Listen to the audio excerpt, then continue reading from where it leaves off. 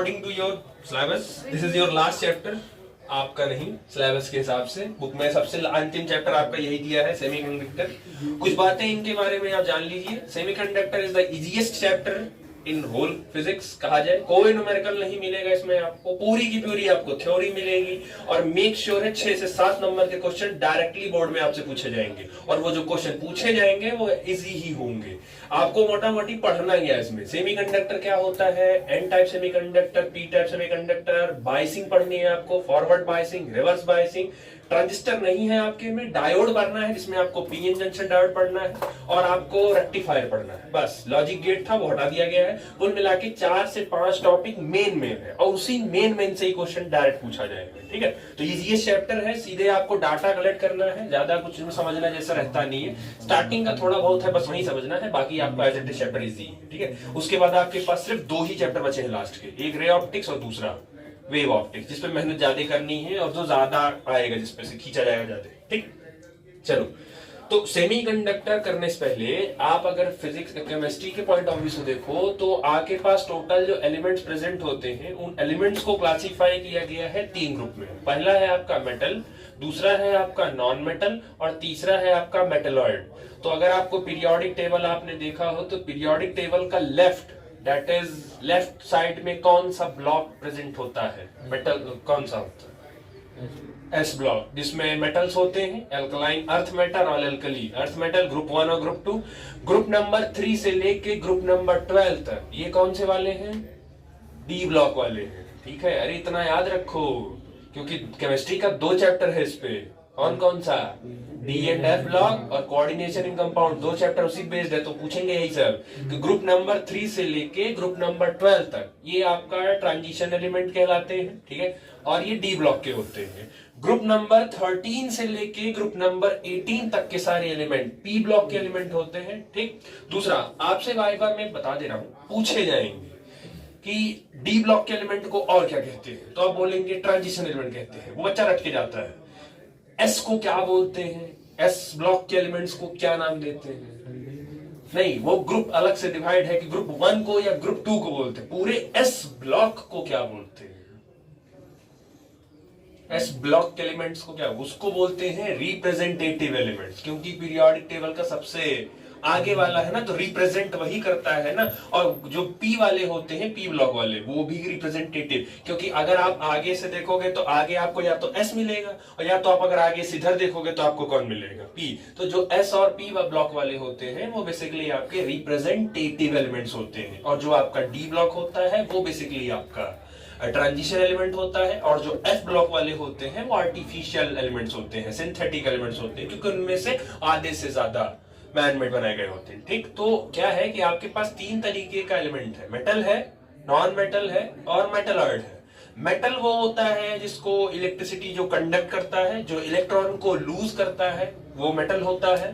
Non metal वो होता है जो इलेक्ट्रिसिटी को वो भी कंडक्ट करता है, और नॉन मेटल की क्या प्रॉपर्टी होती है कि वो इलेक्ट्रॉन को गेन करता है, गैसियस फॉर्म में ज्यादातर प्रेजेंट होगा। मेटलॉइड वो होते हैं जिनके अंदर मेटल की भी और नॉन मेटल की भी दोनों की प्रॉपर्टी जब अवेलेबल होती है तो उनको हम क्या बोलते हैं, मेटलॉइड बोलते हैं, या दूसरा नाम उनको बोला जाए तो आप उनको क्या बोल सकते हो, सेमी मेटल्स भी उनको बोला जाता है। ठीक, इसके बेसिस पर कि क्योंकि आप पढ़ रहे हो फिजिक्स, तो फिजिक्स के बेसिस पर हम क्राइटेरिया कैसे मेटल और नॉन मेटल या इनको कैसे हम अलग करेंगे, क्योंकि हमारे पास मटेरियल्स बहुत सारे प्रेजेंट होते हैं, तो उनके क्लासिफाई करने के लिए हमने एक तरीका यूज किया, दैट इज इलेक्ट्रिकल कंडक्टिविटी। इसके बेसिस पर हमने मटेरियल्स को अलग किया। जिन मटेरियल्स के अंदर इलेक्ट्रिसिटी कंडक्ट होगी या इलेक्ट्रिसिटी उतर जाएगी उसके अंदर या फ्लो कर जाएगी उसके अंदर, that material is called conductor.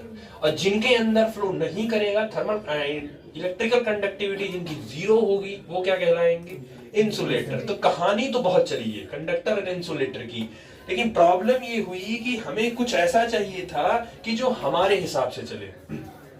हमें कुछ पर्टिकुलर सिचुएशंस पर हमको किसी भी इंस्ट्रूमेंट को या किसी भी डिवाइस को हमको कंडक्टर बनाना था, और हमारा काम होने के बाद उसको वापस इंसुलेटर बनवाना था। तो इस ऐसा कोई अगर मिल जाता, तो क्योंकि परमानेंट जो कंडक्टर है आप उसको इंसुलेटर नहीं बना सकते। अच्छा, परमानेंट जो कंडक्टर है तो उसमें अगर वो परमानेंट कंडक्टर है तो एनर्जी का लॉस उसमें ज्यादा होगा, आप काम करो या ना करो एनर्जी का तो लॉस करवाएगा ही करवाएगा। और जो इंसुलेटर है तो उससे तो काम ही नहीं करवा पाओगे आप, तो वो इंसुलेटर का काम।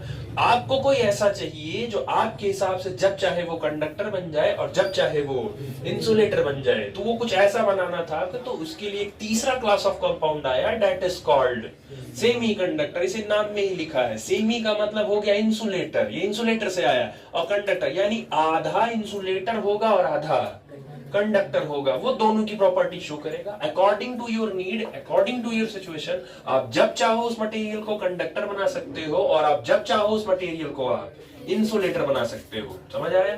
ठीक, कुछ बातें हैं। Solid is a state of matter which has a definite volume, already आपको क्लियर है कि सॉलिड के पास डेफिनेट वॉल्यूम होता है। ठीक है अपना। Most of the solids are classified into 3 types. आधे से ज्यादा सॉलिड 3 पार्ट में डिवाइड कर दिए गए हैं। पहला कंडक्टर, दूसरा इंसुलेटर, तीसरा सेमीकंडक्टर। कंडक्टर वो होते हैं जो इलेक्ट्रिक चार्ज अपने अंदर से आसानी से फ्लो करवा देते हैं। इंसुलेटर वो होते हैं जिनके अंदर से इलेक्ट्रिक चार्ज फ्लो नहीं हो सकता है। और सेमीकंडक्टर वो होते हैं जो इलेक्ट्रिकल कंडक्टिविटी उनकी इंटरमीडिएट होती है, बिटवीन होती है इंडक्टर के और कंडक्टर के और इंसुलेटर। अब आप एक चीज समझो, कंडक्टर में क्या है, इंसुलेटर में क्या है। अगर आप सेमीकंडक्टर लेते हो तो जो रूम टेम्परेचर अगर आप लेते हो, अगर आप रूम टेम्परेचर लेते हो तो रूम टेम्परेचर पर आपका जो सेमीकंडक्टर होता है वो बेसिकली बिहेव करता है कैसा, इंसुलेटर। लेकिन जैसे ही आप थोड़ा सा टेम्परेचर इसका बढ़ा देते हो, आप थोड़ा सा टेम्परेचर इसका आप राइज कर देते हो, तो ये तुरंत का तुरंत वहां बिहेव करने लगता है कैसा, कंडक्टर। मतलब ये आपके ऊपर ही है।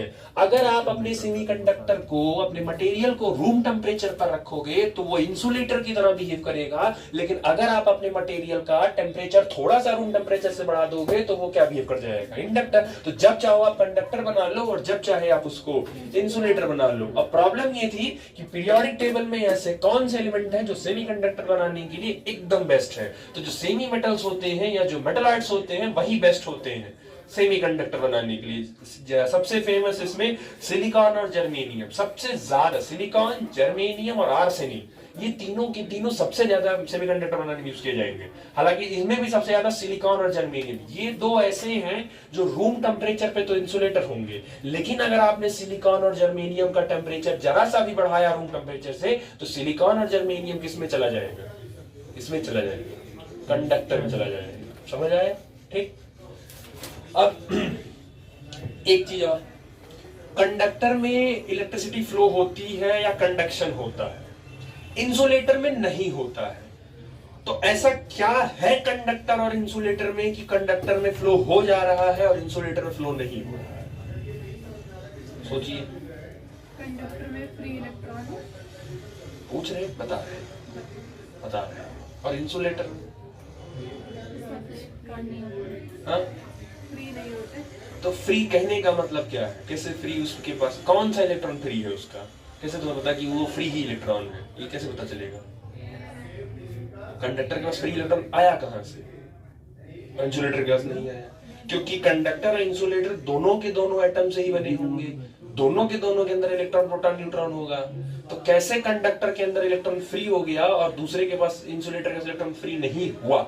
ऐसा क्या हुआ? वो टाइटली होल्ड रहता है और एक इंडक्टर में टाइटली होल्ड रहता है, इंडक्टर सॉरी इंसुलेटर में, और कंडक्टर में लूजली थोड़ा होल्ड रहता है। तो इंसुलेटर का कोई एग्जांपल बताओ। इंसुलेटर का ये जो हो गया, अरे जिसपे बैठे हो वही इंसुलेटर है, इतना क्या सोच रहे हो? मतलब वुड हो गया, वुड हो गया। और कंडक्टर बताओ। कंडक्टर वही मेटल हो गया। दोनों तो सॉलिड ही होते हैं। हाँ तो सर सॉलिड होते हैं, लेकिन उसका अब जैसे एटम लेवल पे उसका इलेक्ट्रॉन, मतलब उसके बीच में इलेक्ट्रॉन और न्यूक्लियस के बीच में ज्यादा फोर्स ऑफ अट्रैक्शन रहते हैं। किसके? इंसुलेटर के। इंसुलेटर, इसीलिए वो आउटर मोस्ट वैलेंस सेल का इलेक्ट्रॉन फ्री नहीं हो पाता और जिससे वो इलेक्ट्रिसिटी कंडक्ट नहीं कर पाता। ठीक। और इसमें कंडक्टर में? इसमें सर टेम्परेचर बढ़ाने पे वो अट्रैक्शन टूट जाता होगा और वो इलेक्ट्रॉन इजीली फ्लो कर लेते हैं, इससे इलेक्ट्रिसिटी कंडक्ट हो जाती है। ठीक है। अगर बेसिकली आपसे कोई पूछता है कि इलेक्ट्रिसिटी कंडक्ट करने का सबसे बेसिक रूल क्या है, तो भाई इलेक्ट्रिसिटी कंडक्ट करने के लिए सबसे बेसिक रूल ये है कि इलेक्ट्रॉन होना चाहिए। अब फिर कोई बोले कि इलेक्ट्रॉन नहीं, इलेक्ट्रॉन के होने से इलेक्ट्रिसिटी कंडक्ट नहीं होती है, इलेक्ट्रॉन का फ्री होना जरूरी है। अच्छा, फ्री होना भी जरूरी नहीं है, इलेक्ट्रॉन का मोशन करना जरूरी है। तीन बातें हैं।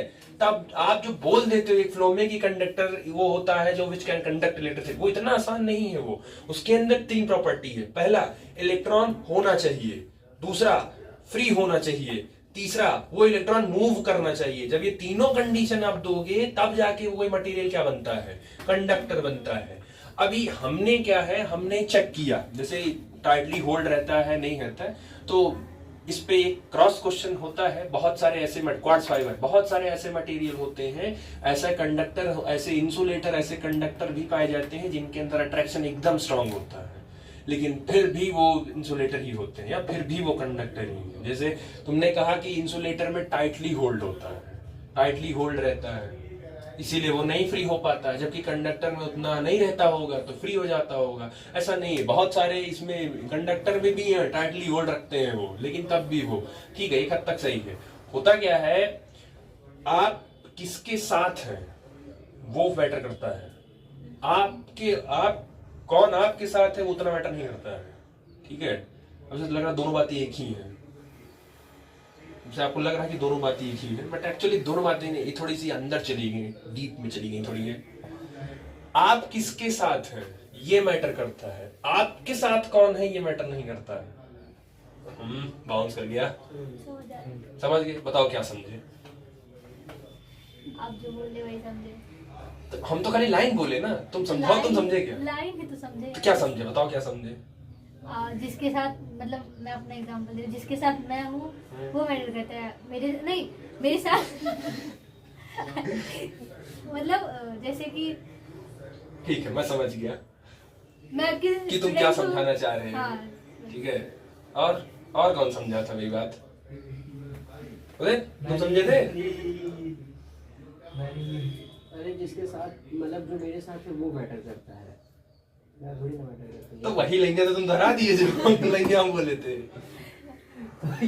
इन द सेंस इसका ये मतलब है कि जिसके साथ आप रहना चाह रहे हो या जिसके साथ आप हो, तो वो आपकी मर्जी है कि वो आप उसके साथ हो। आपकी मर्जी है तब आप उसके साथ हो, विच मीन्स उसका क्या कैरेक्टर है आप उसको देख के सामने। दोस्त किसके हो, दोस्त का कैरेक्टर अगर ये पता है, स्कूलों में हल्ला होता है ना, ये दोनों जुड़वा दोस्त एकदम बाहर बहुत बढ़िया बेस्ट फ्रेंड्स है, तो जैसे एक की हरकत है डैम छोड़ा दूसरे की हरकत वैसे ही होगी। कहा भी जाता है कहाँ है दोनों, आज दोनों दिख नहीं रहे, या एक गायब है तो दूसरा कहाँ है। तो क्यों, रीजन ये है कि एक को पता करके दूसरे का हम बता देते हैं। आप जिसके साथ होते हो वो एकदम श्योर होता है कि आप रहना चाह रहे हो। आपके साथ तो बहुत लोग रहना चाहते हैं, लेकिन आप सबके साथ, भाई देखो मैं अच्छा हूं तो मैं किन किन के साथ रहूं, मैं सबको तो मिल नहीं सकता मैं, ठीक है। तो ये मैटर नहीं करता। सेम वैसे ही ये जो मटेरियल है ये किसके साथ, ये जो इलेक्ट्रॉन है वो किसके साथ है ये मैटर करता है। हमने क्या किया, हमने कंडक्टर को और इंसुलेटर को, हमने दोनों को इलेक्ट्रिक फील्ड में रखा। इसको भी हमने इलेक्ट्रिक फील्ड में रखा कि इलेक्ट्रिक फील्ड फ्लो कराया, और इंसुलेटर में भी हमने इलेक्ट्रिक फील्ड फ्लो कराया, मतलब दोनों को इलेक्ट्रिक फील्ड में रख दिया हमने। अब एक चीज हमने ये नोटिस की कि इलेक्ट्रिक फील्ड में रखने के बाद, अच्छा इलेक्ट्रिक फील्ड का काम क्या होता है, इलेक्ट्रिक फील्ड का क्या काम होता है, 16वीं बार है जो पूछा हूं। इलेक्ट्रॉन पे फोर्स लगाना सर। अच्छा इलेक्ट्रॉन पे फोर्स लगाना, चार्ज, वो भी एक चार्ज है इलेक्ट्रॉन। कौन सा चार्ज पे? अरे जैसे किसी भी चार्ज पे फोर्स लगाना है, किसी भी चार्ज, रेस्ट चार्ज की मूविंग चार्ज, चाहे रेस्ट चाहे मूविंग, इलेक्ट्रिक फील्ड दोनों पे लगाता है फोर्स। इलेक्ट्रिक फील्ड, इलेक्ट्रिक छोड़ो, फील्ड का काम क्या होता है, फोर्स लगाना, whether it is electric, whether it is magnetic और whether it is gravitational, field का काम होता है फोर्स लगाना। क्या काम होता है? उसके लिए जल्दी भी आना चाहिए तो और अच्छे से पता चलेगा। तो फील्ड का काम होता है फोर्स लगाना। अगर फील्ड को जनरेट करने वाले चार्जेस हैं तो इलेक्ट्रिक फील्ड, फील्ड को जनरेट करने वाले मैग्नेट्स हैं, पोल्स हैं तो मैग्नेटिक फील्ड, और फील्ड को जनरेट करने वाला अगर मास है तो ग्रेविटेशनल फील्ड। हमने क्या चेक किया, जब हमने अपने कंडक्टर को इलेक्ट्रिक फील्ड में रखा तो इसके अंदर के जो इलेक्ट्रॉन है वो फ्लो करना स्टार्ट, वो रिएक्ट करना स्टार्ट कर दिए, वो उसके अपोजिट डायरेक्शन में अपोज किए और उसके अपोजिट में करंट फ्लो होना स्टार्ट हो गई। क्योंकि इलेक्ट्रॉन पर कैसा चार्ज होता है, नेगेटिव। हाँ इसमें काउंट करते हो, इलेक्ट्रॉन पर कैसा चार्ज होता है, और इलेक्ट्रिक फील्ड के डायरेक्शन में इलेक्ट्रॉन नहीं चलता, नेगेटिव चार्ज हमेशा इलेक्ट्रिक फील्ड के। तो अगर इलेक्ट्रिक फील्ड का डायरेक्शन ऐसे है तो इलेक्ट्रॉन कैसे भागेगा, ऐसे, और अगर इलेक्ट्रॉन ऐसे भागेगा तो करंट ऐसे भागेगा कि नहीं भागेगा। तो हमने कंडक्टर के अंदर करंट देख लिया, लेकिन जब इंसुलेटर की बात आई तो इंसुलेटर के अंदर ऐसा कुछ नहीं हुआ, मतलब जो इलेक्ट्रॉन्स थे वो मोशन नहीं कर पा रहे थे। मतलब कि कहीं ना कहीं जो बात उसने बोली कि कहीं ना कहीं आप ये बोल सकते हो कि इंसुलेटर के अंदर जो होल्डिंग कैपेसिटी होती है, जो पकड़ होती है वो बहुत ज्यादा मजबूत होती है, और कंडक्टर के अंदर शायद वो पकड़ उतनी मजबूत नहीं है। एक रीजन तो ये है जो अभी तक आपने नहीं पढ़ा है, अभी आपको एग्जैक्ट रीजन चैप्टर में बताया जाएगा कि एक्चुअल वो क्यों इंसुलेटर होता है और एक्चुअल में वो क्यों कंडक्टर होता है। आप पढ़ते हो कंडक्टर, फिर आप पढ़ते हो गुड कंडक्टर, तो दोनों फर्क क्या है? अगर बोला जाए कंडक्टर और गुड कंडक्टर में क्या फर्क है, ये तो 7th है भाई। कंडक्टर वो होता है जो इलेक्ट्रिसिटी फ्लो करा दे, ठीक, और जो गुड कंडक्टर होता है वो इजीली इलेक्ट्रिसिटी फ्लो करवा दे। तो पहला वाला इजीली नहीं करा पाएगा क्या? इसमें थोड़ी बहुत दिक्कत, मतलब अमाउंट इलेक्ट्रिसिटी थोड़ी कम हो और गुड में ज्यादा। गुड कंडक्टर ऑफ मटेरियल कौन है, कौन सा एलिमेंट सबसे गुड कंडक्टर? गोल्ड है। गोल्ड है, गोल्ड सबसे नहीं लगा। करंट इलेक्ट्रिसिटी बताया था silver, silver is the best conductor of electricity, लेकिन हम यूज क्या करते हैं? तो कॉपर भी कंडक्टर है, सिल्वर भी कंडक्टर है, लेकिन सिल्वर गुड कंडक्टर है जबकि कॉपर सब कंडक्टर है। ऐसा क्यों? वो नहीं, महंगा है, यूज कर सकते हैं, महंगा है वो तो एक वो सिल्वर वो ठीक है कि हीट हो जाता है, वो बात की बात है कि सिल्वर का मेल्टिंग पॉइंट कम है। सिल्वर गुड कंडक्टर क्यों बना है? तो वो इस सवाल का जवाब आपको इसलिए नहीं पता है क्योंकि अभी आप नहीं, ये इसके अंदर का टॉपिक नहीं पढ़े हैं आप कि सिल्वर क्यों गुड कंडक्टर है और कॉपर कंडक्टर ही क्यों रह गया, वो गुड कंडक्टर क्यों नहीं हो पाया। समझ आया? अभी वो आपको रीजन पता चल जाएगा। ठीक, अच्छा, उसके बाद है classification of conductor, semiconductor, insulator. ये उसके बेसिस पर कंडक्टिविटी और रेजिस्टिविटी के बेसिस पर रखा है। जस्ट अ वैल्यूज है, वैल्यूज को याद नहीं करना है, बस एक आपको डाटा चार्ट मिल गया है। बस आप ऐसे इमेजिन करिए, सिग्मा होता है कंडक्टिविटी और रो होता है रेजिस्टिविटी। याद है या भूल गया? जो सिग्मा, ये जो रो है, इस रो को हम क्या बोलते थे? रेजिस्टिविटी। और रेजिस्टिविटी क्या काम करता था? किसी भी मटेरियल की प्रॉपर्टी की अपने अंदर से इलेक्ट्रिक चार्ज को फ्लो होने से रोकेगा। और दूसरा आता है आपका सिग्मा, सिग्मा को बोलते हैं हम कंडक्टिविटी। तो ये केमिस्ट्री में आपने पढ़ा था, कंडक्टिविटी मतलब वो इजाजत देगा। आप ये बताइए, जिसकी कंडक्टिविटी हाई होगी उस समय उसका रेजिस्टिविटी क्या होगा?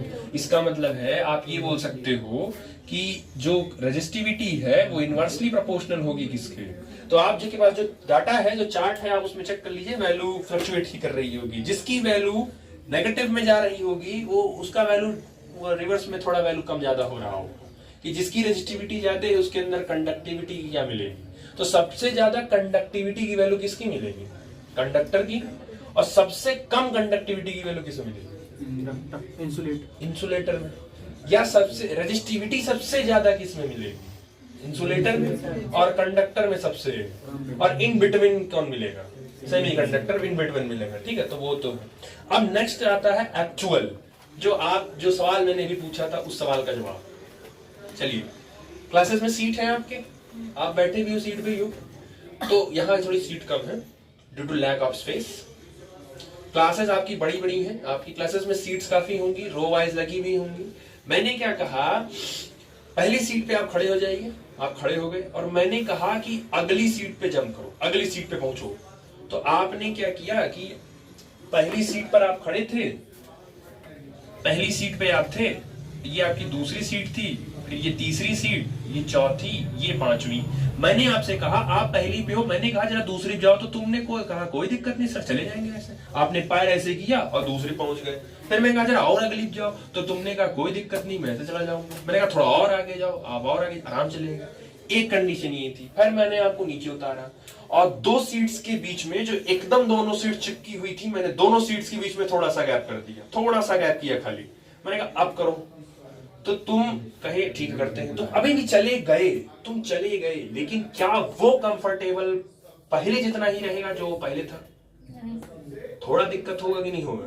क्योंकि पहले एकदम दोनों एक दूसरे पे क्या थे, चिपके हुए थे। गैप बढ़ाने से, थोड़ा सा गैप जब बढ़ा तो डिस्टेंस बढ़ने की वजह से आपको एनर्जी ज्यादा लगाने पड़ेगी। थर्ड टाइम मैंने क्या किया, गैप थोड़ा ज्यादा कर दिया। मैंने कहा अब कहो, तो आप कहे अब चल तो नहीं पाएंगे, अब थोड़ा सा क्या करना पड़ेगा, कूदना पड़ेगा, थोड़ा जंप करना पड़ेगा। पहुंच गए। अब फिर मैंने क्या किया, उस गैप को और ज्यादा कर दिया। मैंने कहा अब कूदो जरा। कह रहे नहीं अब नहीं कूदेंगे, नहीं तो अब कूदेंगे तो फिर कूदने लायक नहीं बचेंगे। तो 2-3 कंडीशंस है इसमें। पहली कंडीशन ये है कि आपकी जो दोनों सीट्स थी, एक सीट अगर यहां पे प्रेजेंट थी तो आपकी दूसरी सीट एकदम उसी से चिपकी हुई थी। पहली कंडीशन ये, तो इसमें आपको आराम हुआ, जंप करने में कोई दिक्कत नहीं हुआ। दूसरी कंडीशन ये हो सकती है कि पहली सीट और दूसरी सीट के बीच में थोड़ा सा मैं गैप कर दूं, तो यहां से यहां जाने में थोड़ी सी आपको तकलीफ होगी कंपैरिजन टू फर्स्ट वन। फिर मैंने तीसरी कंडीशन क्या कर दी, सीट का गैप मैंने थोड़ा सा और बढ़ा दिया। तो आपने कहा नहीं थोड़ा सा और एनर्जी देना पड़ेगा, इस बार कूदना पड़ेगा, तो आप कूद के पहुंच गए। और क्या हुआ, फिर मैंने कहा कि इस बार सीट मैंने बहुत दूर कर दी, तो तुम सीट देख के ही जवाब दे दिए ना भाई उतना दूर ना कूद पाएंगे, नहीं तो हालत खराब हो जाएगी। सेम यही होता है मटेरियल्स के अंदर। मटेरियल्स के अंदर आपको पता है कि इलेक्ट्रॉन होता है, इलेक्ट्रॉन हर ऑर्बिट में रिवॉल्व करता है, तो हर ऑर्बिट में जब वो रिवॉल्व कर रहे होते हैं तो उस ऑर्बिट में उस इलेक्ट्रॉन की एनर्जी क्या रहती है, कांस्टेंट रहती है। बोहर ने कहा था कि जब तक जिस ऑर्बिट में जो इलेक्ट्रॉन घूम रहा है उस ऑर्बिट में उस इलेक्ट्रॉन की एनर्जी और वेलोसिटी दोनों क्या रहेगी। जब तक वो अपना ऑर्बिट बदलेगा नहीं तब तक कि उसके अंदर कोई एनर्जी चेंज, तो वो ऑर्बिट बदलने के लिए उसको बाहर से एनर्जी लेनी पड़ती थी। तो जब बाहर से एनर्जी लेता था वो तभी तो जंप करता था अपने से हायर में, और फिर स्टेबल नहीं होता था तो वहां से वो लूज करके आता था और फिर वो in the form of radiation निकालता था। उसी रेडिएशन को बाद में पढ़ा गया था तो पता चला था लाइट कैसा नेचर है, वेव नेचर है। तो सेम वही काम है, जो इलेक्ट्रॉन्स होते हैं वो एक ऑर्बिट से जब दूसरे ऑर्बिट में जंप करते हैं तो उनके ऑर्बिट्स के बीच में क्या होता है, गैप होता है। कुछ याद करो, पहले शेल की एनर्जी कितनी होती थी, -13 पॉइंट, दूसरे कितनी होती थी 3 पॉइंट। याद आया, पहले शेल और दूसरे शेल के बीच में एनर्जी गैप बहुत ज्यादा होता था, तो पहले से दूसरे शेल में जाने के लिए एनर्जी बहुत ज्यादा है। दूसरे तीसरे की कितनी होती थी, -1.5, लगभग 1.5 होती थी, और चौथे शेल की -0.86 या 85 होती थी। तो आपको शायद याद हो कि पहले शेल की, फर्स्ट शेल की जो एनर्जी थी वो -13.6 इलेक्ट्रॉन वोल्ट थी, और सेकेंड शेल की जो एनर्जी थी वो -1.5 इलेक्ट्रॉन वोल्ट थी। ठीक, थर्ड शेल की जो एनर्जी थी वो कितनी थी, नहीं ये 3 थी, ये 3.6 था, और ये -1.5 मान लो, और फोर्थ वाले की मान लो 0.85 ये था। तो इलेक्ट्रॉन पहले शेल से दूसरे शेल में जाने के लिए एनर्जी रिक्वायरमेंट, तो वो लेगा उतना, उसको दोगे तभी वो जंप करेगा। लेकिन आप ये सोचो, इलेक्ट्रॉन को तीसरे से चौथे ऑर्बिट में जाने के लिए कोई मेहनत, कोई ज्यादा एक्सटर्नल एनर्जी की डिमांड, बस वही जब तक इलेक्ट्रॉन अपना ऑर्बिट आसानी से चेंज करता जाएगा, वो आसानी से चेंज करता जाएगा, वैसे वैसे इलेक्ट्रॉन का फ्लो भी।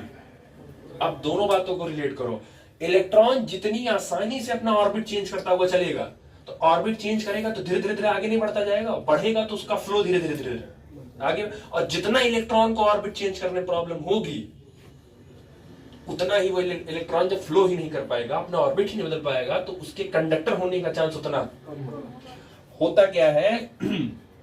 जिन मेटल्स को, जिन लोगों को आपने कहा है कंडक्टर, जिनको आपने कहा है कंडक्टर, कंडक्टर में क्या होता है, जो एनर्जी गैप होता है, कंडक्टर के अंदर जो एनर्जी गैप होता है वो जीरो होता है। कंडक्टर में जो एनर्जी गैप होता है वो एक दूसरे पे ओवरलैप होता है। अब किसका ओवरलैप होता है, तो हमने दो अलग से एक वर्ड डिसाइड किया, दैट इज, पहला है वैलेंस बैंड एंड दूसरा है कंडक्शन बैंड। अंतिम इलेक्ट्रॉन जिस शेल में रहता है उस शेल का नाम क्या है, वैलेंस शेल। उस अंतिम शेल में रहने वाले इलेक्ट्रॉन का नाम क्या है, वैलेंस इलेक्ट्रॉन। उस इलेक्ट्रॉन के निकल जाने से उस एलिमेंट की क्या पूरी हो जाती है, ऑक्टेट पूरी हो जाती है, और वो उसी को हमने क्या नाम दिया था, वैलेंसी। तो ये वैलेंसी, वैलेंस, ये वर्ड किस इलेक्ट्रॉन के लिए, किस शेल के लिए, सबसे आउटर मोस्ट के लिए। इसका मतलब है वैलेंस बैंड जो हम कह रहे हैं एक्चुअल में, वो उस एटम का कौन सा वैलेंस, कौन सा गैप एनर्जी उसका, सबसे जिसमें इलेक्ट्रॉन पहले से प्रेजेंट है, जिसमें इलेक्ट्रॉन पहले से प्रेजेंट होगा वो उसका कौन सा कहलाएगा, वैलेंस बैंड। और जिसमें वो जाना चाहता है वो उसके लिए क्या बन जाएगा, कंडक्शन बैंड। जिसमें इलेक्ट्रॉन पहले से प्रेजेंट है उसको बोलते हैं वैलेंस बैंड, जिसमें वो जाना चाहता है उसको क्या बोलते हैं। आप अभी जिस स्टेट में हो, आप वैलेंस स्टेट में हो, वैलेंस बैंड में हो। अब इसमें किसी का सपना होगा हम ये बन जाएं, जैसे हम डॉक्टर बन जाएं, हम आईएएस बन जाएं, हम कुछ और बन जाएं, तो वो जिसमें आप बनना, जो आप बनना चाहते हो, वो आपका कौन सा स्टेट है, कंडक्शन बैंड है। और जिसमें आप अभी प्रेजेंट हो वो आपका कौन सा स्टेट है, वो। तो अब वैलेंस बैंड से कंडक्शन बैंड में जाने के लिए आप रिलेट करो एग्जांपल से ही। आप अभी जिसमें हो वो वैलेंस बैंड है, आपको डॉक्टर बनना है, ठीक है, वो कंडक्ट, तो डॉक्टर कंडक्शन बैंड। आप जहां हो एकेडमिक में हो वो वैलेंस बैंड। वैलेंस बैंड से कंडक्शन बैंड में जाने के लिए एनर्जी की रिक्वायरमेंट, अगर आपके पास अथाह पैसा है एकदम कि घेर रहे हो पैसे में, तो वैलेंस बैंड से कंडक्शन बैंड में जाने के लिए आपको मेहनत करनी पड़ेगी कि नहीं करनी पड़ेगी, नहीं करनी पड़ेगी, क्योंकि पैसा है, पैसा दे के एमबीबीएस आप कर लेंगे, पूरा हो जाएगा ना। आपको ज्यादा लोड लेना नहीं है कि हमको प्राइवेट दे के करा लेंगे। तो उस समय एनर्जी गैप एकदम आपके और सामने वाले के बीच में एनर्जी गैप क्या है, तो उस समय वैलेंस बैंड और कंडक्शन बैंड के बीच में एनर्जी गैप जीरो है।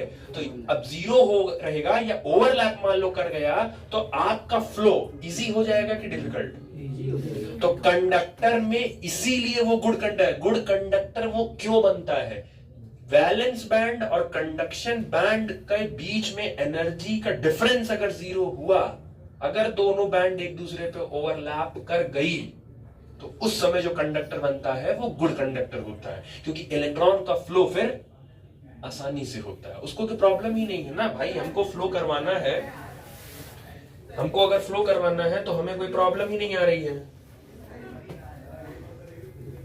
लो कभी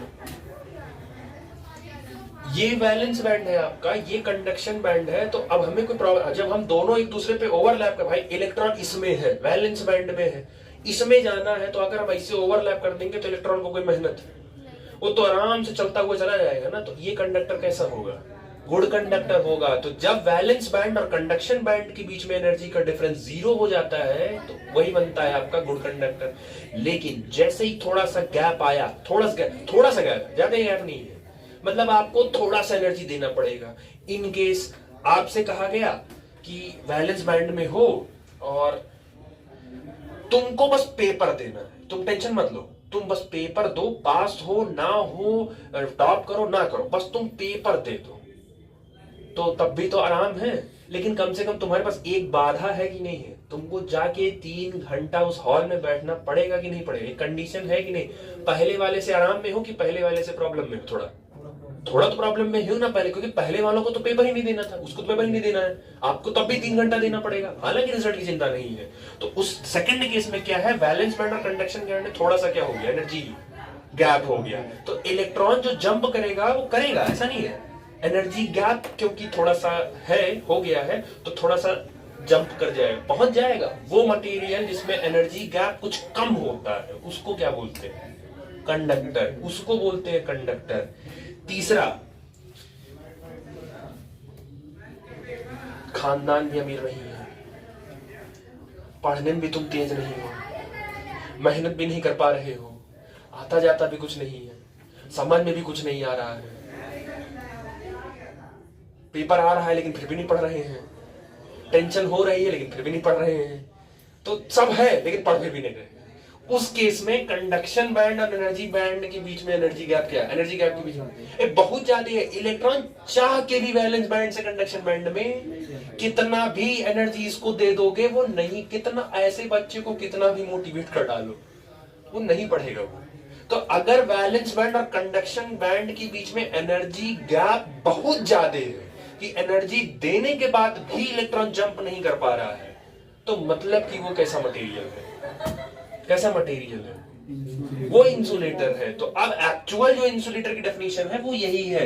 इंसुलेटर में क्यों नहीं इलेक्ट्रिक करंट फ्लो होता? वो इसलिए नहीं होता क्योंकि इंसुलेटर का वैलेंस बैंड और इंसुलेटर का कंडक्शन बैंड के बीच में एनर्जी गैप क्या होता है? बहुत ज्यादा। आप इसको हीट करिए, जबरदस्ती करिए, इसका इलेक्ट्रॉन इतना ऊपर जंप कर ही नहीं पाएगा। तो इसीलिए उसमें इलेक्ट्रिसिटी का इलेक्ट्रॉन का फ्लो नहीं बन पाता है, जिसकी वजह से इंसुलेटर में कभी इलेक्ट्रिसिटी फ्लो नहीं होती। लेकिन जब आप बात करते हो कंडक्टर की तो ये फ्लो थोड़ा कम होता है। ये वैलेंस बैंड यहाँ, कंडक्शन यहाँ है, आपने एनर्जी दिया, ये जंप करके कर गया, फिर आपने एनर्जी दिया, जंप कर लिया। वो एक है जो इसी में एकदम ओवरलैप ही किया, कोई दिक्कत नहीं, घर से निकलते ही मिल गया तुरंत। तो इसके बेसिस पर तीन तरीके के मटेरियल को डिसाइड, दो तरीके के मटेरियल को डिसाइड किया गया। दूसरा फिर ये कहा गया ये पॉसिबल नहीं है, एक तो आपने ओवरलैप करवा दिया, एक ने आपने तो एकदम दूरी कर दिया। क्या ऐसी पॉसिबिलिटी नहीं है कि एकदम बीच में हो, मतलब एनर्जी गैप ना तो बहुत ज्यादा हो और ना ही एनर्जी गैप बहुत? ऐसा सिचुएशन बन सकता है कि नहीं बन सकता है? जब सिचुएशन बना तो एक्चुअल वो किसकी सिचुएशन थी? अब समझ आया कि रूम टेम्परेचर पर वो क्या था? गैप इतना है। जैसे आपको कहा जाए दौड़ो, तो तुम देख रहे हो सामने नाली है, और ना तो बहुत बड़ी भी नाली नहीं है और ना तो बहुत छोटी भी नहीं। ऐसा भी नहीं है कि आप ऐसे एक पैर रखे हो नाली क्रॉस हो जाए, आप वो भी नहीं कर पाएंगे। दूसरा, इतनी बड़ी भी नहीं है कि आप उसको क्रॉस ना कर पाए। तो उसलिए फिर उस सिचुएशन में आपके दिमाग में क्या आएगा? कैसे क्रॉस करोगे? और करना तुम ही को है, किसी एक्सटर्नल एजेंट की जरूरत नहीं लेनी। एनर्जी कैसे बढ़ाओगे? हाँ, क्या करोगे? पीछे जाओगे, दौड़ोगे तो आपके अंदर एनर्जी उस समय सेम नाली, सेम पैर, सेम आदमी, सब सेम है, बस आपने हल्की सी अपनी एनर्जी क्या कर ली। और जैसे एनर्जी बढ़ी, आपने जब जंप किया तो वो उतना आपने जंप करके उतना कवर कर लिया। सेम इन सेमीकंडक्टर में होता है कि एनर्जी ना तो बहुत ज्यादा ऊपर है और ना तो बहुत ज्यादा, एकदम बीचों बीच में। तो इलेक्ट्रॉन सोच रहा है कि अगर कोई सपोर्ट दे दे हमको, खुद से तो नहीं जाएगा वो, क्योंकि वो जान रहा है ऊपर है, तो खुद से नहीं। अगर कोई बाहर से सपोर्ट कर दे हमको तो हम तो चले जाएंगे। तो जब तक कोई सपोर्ट नहीं कर रहा होता है, मतलब तब तक वो किसमें है, तो तब तक वो बेचारा किस क्या बना रहता है। लेकिन जैसे ही इलेक्ट्रॉन का सपोर्ट आप करते हैं, जैसे आप एनर्जी लेते हैं, वो तुरंत जंप करके कहां चला आता है? तो जैसे ही आप उसका टेम्परेचर इंक्रीज करते हैं, तुरंत वैलेंस बैंड से इलेक्ट्रॉन कहां चला आता है? कंडक्शन बैंड में। और तुरंत वो मटेरियल आपके लिए क्या बन जाता है? सेमीकंडक्टर बन जाता है। समझ आया? तो वैलेंस बैंड और कंडक्शन बैंड जब एक दूसरे पर ओवरलैप कर जाते हैं तो वहां पर बनता है कंडक्टर। वैलेंस बैंड और एनर्जी बैंड जब दूर दूर होता है, एनर्जी गैप बहुत ज्यादा है, एनर्जी डिफरेंस बहुत ज्यादा है, तो वहां बनता है इंसुलेटर। और जब एनर्जी वैलेंस बैंड और कंडक्शन बैंड के बीच में एनर्जी का डिफरेंस ना तो बहुत ज्यादा है ना तो बहुत कम है, तो उस समय वहां बनता है बेसिकली सेमीकंडक्टर की। जब आप चाहिए हीट करिए, जब चाहिए उसको कंडक्टर। देखो, जब तक हीट सप्लाई करते रहोगे तब तक इलेक्ट्रॉन जंप, तब तक वो क्या बना रहेगा? कंडक्टर। जैसे हीट सप्लाई रोके तुरंत वो आपके लिए क्या बन गया? समझ आ गया? वैलेंस बैंड और कंडक्शन बैंड दोनों में से किसकी स्टेबिलिटी ज्यादा होगी? वैलेंस की कंडक्शन की? वैलेंस बैंड और कंडक्शन बैंड में से किसकी स्टेबिलिटी ज्यादा होगी? वैलेंस की, कंडक्शन की? वैलेंस की। वैलेंस बैंड में इलेक्ट्रॉन है ना, तो लो इलेक्ट्रॉन अगर वैलेंस बैंड में है मतलब एनर्जी उसकी कम है, और कम एनर्जी वाले स्टेबल होते हैं। कंडक्शन बैंड में पहुंचने के लिए ही तो एनर्जी लेना पड़ रहा है भाई, कंडक्शन बैंड में जाने के लिए ही तो एनर्जी लेना पड़ रहा है। इसका मतलब है कंडक्शन बैंड की एनर्जी क्या है, ज्यादा है। वो तो इत्तेफाक है कि मेटल्स का या जो मेटल्स होते हैं उनका कंडक्शन बैंड इनके क्या हो जाता है, ओवरलैप कर जाता है। तो कंडक्शन बैंड की एनर्जी वैलेंस बैंड की एनर्जी से क्या होता है, ज्यादा होता है। कंडक्शन बैंड की एनर्जी वैलेंस बैंड की एनर्जी से क्या होता है, ज्यादा होता है। तो इसलिए कंडक्शन बैंड की स्टेबिलिटी उतनी अच्छी नहीं होती जितनी एनर्जी, जितनी स्टेबिलिटी। इसीलिए सारे इलेक्ट्रॉन किस में मिलेंगे, वैलेंस बैंड में मिलेंगे। अगर कंडक्शन में मिलते तब तो ये प्रक्रिया ही ना करना पड़ती ना, तब क्या दिक्कत है। ये वैलेंस से कंडक्शन में भेजने के लिए ही तो सारा बवाल चल रहा है कि किसी में चले गए किसी में नहीं गए।